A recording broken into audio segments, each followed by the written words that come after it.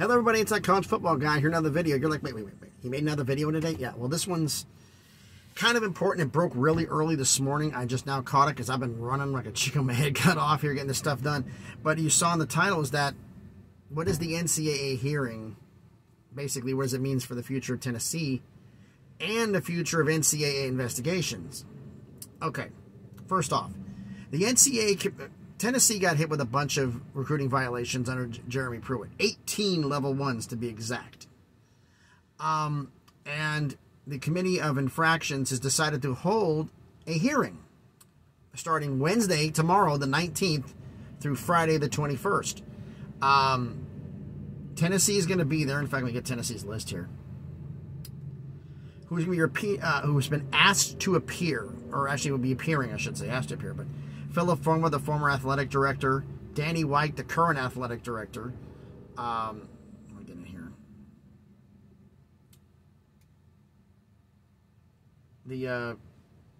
The Chancellor, Donde Plowman, Chief, it was also going to be there. Jeremy Pruitt's going to be there, and the possibility, a remote one, is former defensive coordinator Derrick Ansley, who is now the defensive coordinator of the LA Chargers. He probably won't be coming in. He might, but if he does, I think if he comes in anyway, it's going to be like Zoom or something. Basically, they're going to have a hearing, and this is the first time since COVID they actually have a hearing on this. And a lot of people are interested in this. In fact, it's rumored that Greg Sankey, the SEC commissioner, may be making a visit to Cincinnati when these meetings happen on starting tomorrow. The reason being, well, let me get into that at the end of this year, but the fact is like they're going after their violations. There's all the thing. Jeremy Pruitt, what his violations were, his response was. He has not been doing it. His university did not release what his response was. Derrick Ansley's hearing, Jeremy Pruitt's hearing, and the University of Tennessee's hearing are three separate hearings. One does not impact the others at all. So if Tennessee doesn't like their results and they want to appeal, and Ansley and Pruitt are fine with theirs, that doesn't affect them. Conversely, if Tennessee's fine and Pruitt doesn't like his, or Ansley doesn't like theirs, it doesn't affect Tennessee. So it's independent. Of the 18 recruiting violations, 18 level 1s, the university is only disputing one, failure to monitor, which is the most serious.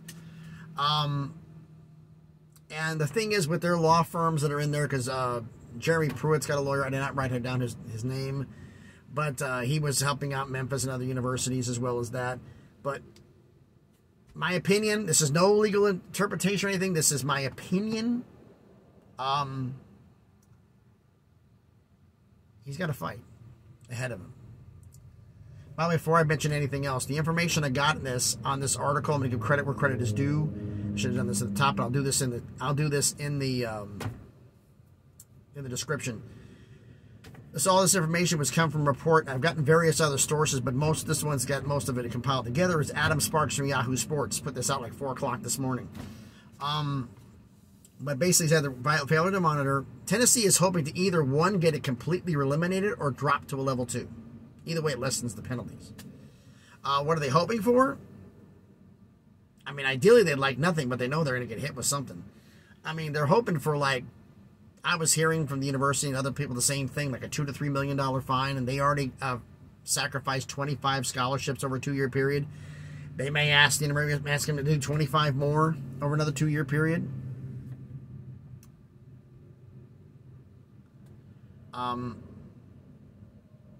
Jeremy Pruitt's case, I do not know the specifics of his, about what's the violations on there, is the fact that he had knowledge of what his assistants would do, and he's going to say he didn't have knowledge. The problem is, former UT assistants Brian Niedermeyer and Shelton Felton, former director of player personnel Drew Hughes, and former student assistant Michael Magnus have already accepted their show cause penalties for what they did. And the fact that some of the violations alleged were by Jeremy Pruitt's wife, Casey. I didn't know what was going on. Your wife was doing some of them. You didn't know? It's going to make his a little bit... Now, I know why he's got legal representation. Because he wants to get everything dismissed, get the show cause dropped or reduced, and to try to get that part or all of that $12.6 million buyout that he was denied because it was for cause. He was fired for cause, therefore they didn't have to pay him the buyout. He's trying to get some of that money back, and I fully understand why he's doing that. One thing that's a little interesting about Casey Pruitt, folks, did you know that she worked as an NCAA compliance representative at Troy, Oklahoma, and Florida State when her husband was there? She worked in NCAA compliance and then allegedly committed NCAA violations. Really?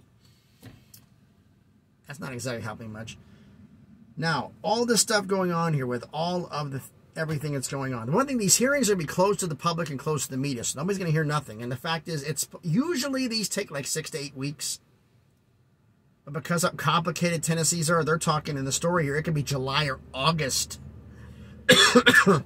Right before the season starts, before they give a ruling. Which sucks timing-wise. Jeremy Pruitt's trying to do, I expect everybody to appeal their ruling if they're not extremely happy with it. It's not nothing. I mean, I expect Pruitt gets a 5-year show cause. I expect him to appeal to get it reduced. And there's also kind of a time served because he's been out of college football for 2 seasons. And if he can get that time credited towards the show cause, because normally, whenever the ruling is made, to say the ruling happens, officially is announced August 1st. Let's just say it's then. The show cause is 5 years. If he gets a 5-year penalty, it's 5 years from August 1st. Everything that happened previous doesn't count. He's going to try to appeal that. He's going to try to, I know what he's going to try to do. He's going to try so he can get it whittled down to 3 and get show cause. That way he sits out the rest of this year. He's already been gone for 2. That means next season he can go back into coaching.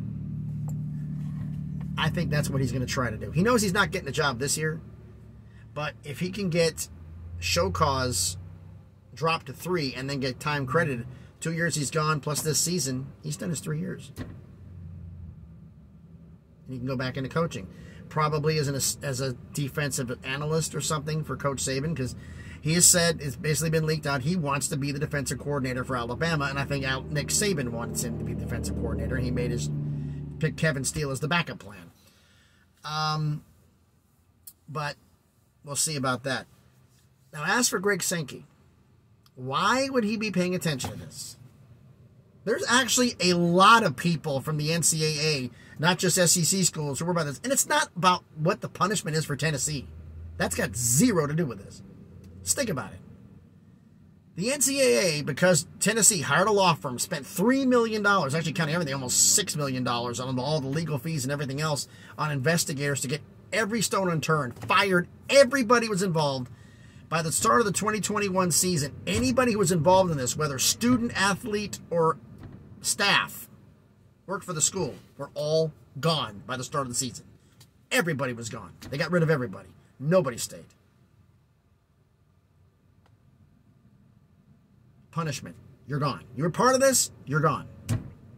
Asked to transfer or voluntarily transferred, I don't know which, for athletes, and employment terminated. But think about this, folks.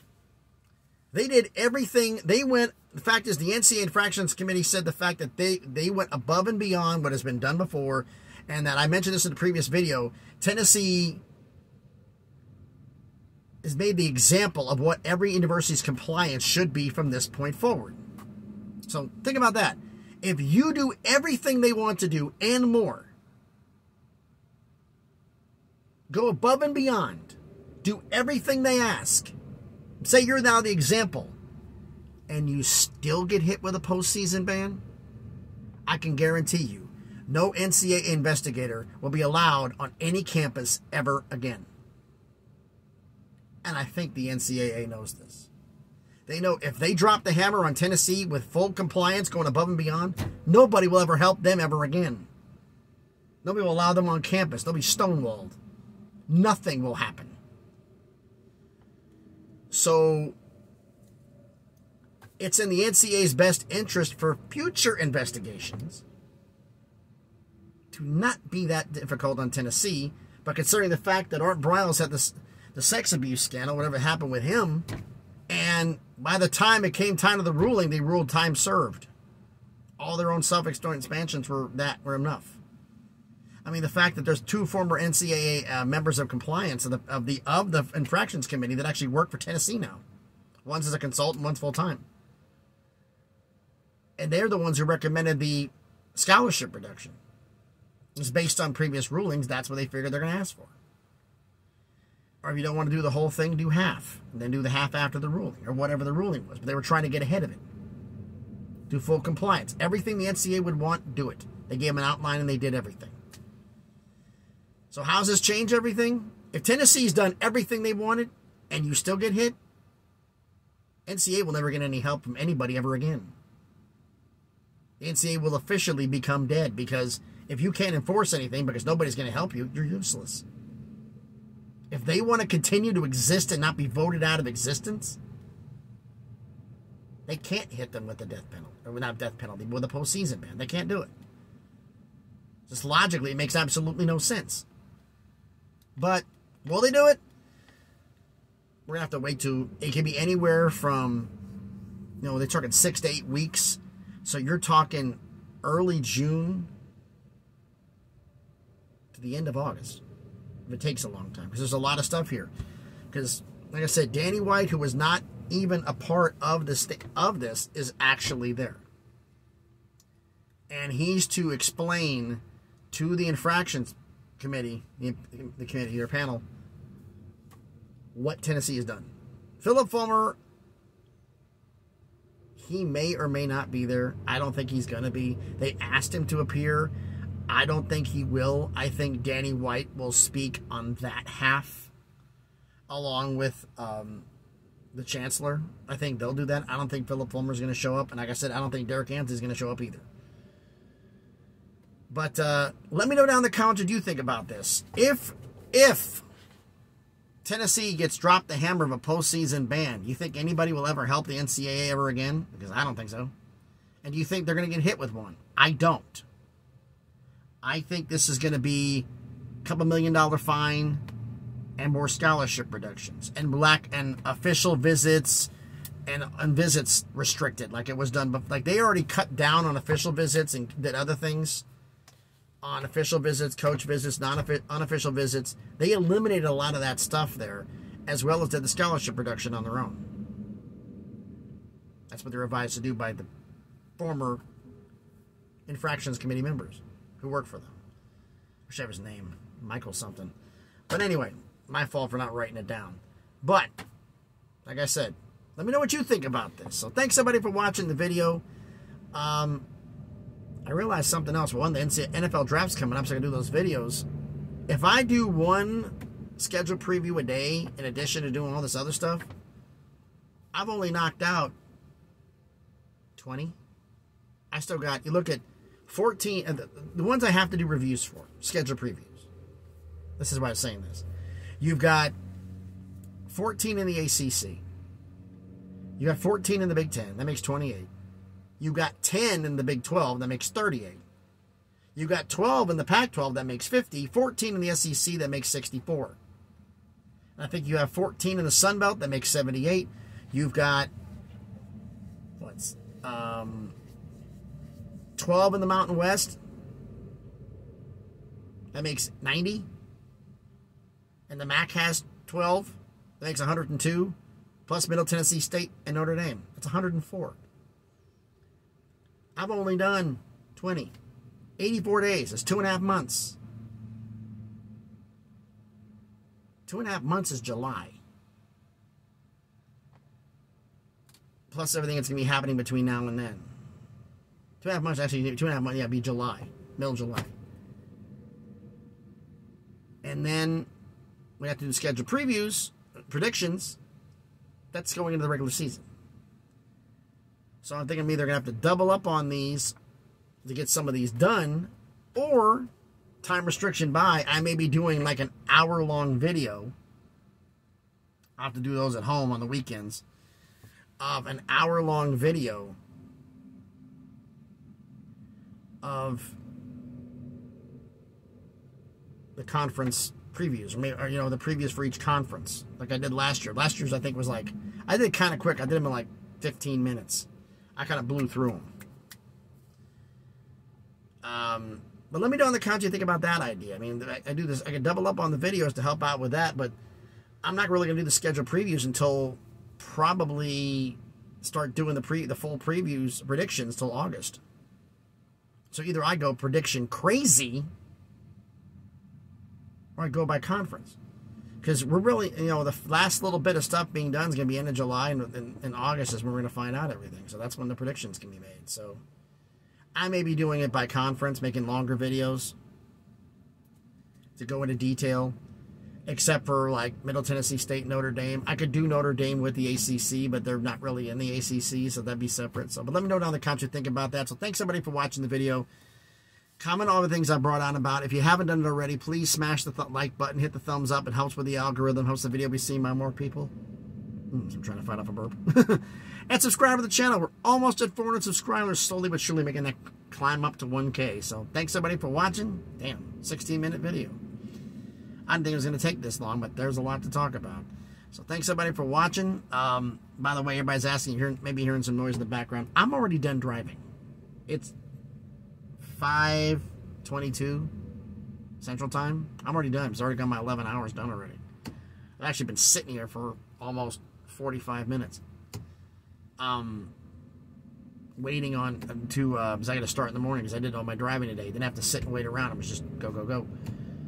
I'm here in Brownsville, Tennessee. Not Brownsville, Texas. Brownsville, Tennessee. It's a little bit north of Memphis. Got to head into Murfreesboro. Middle of the state. Delivery there. And then we'll see what happens. So, thanks everybody for watching the video.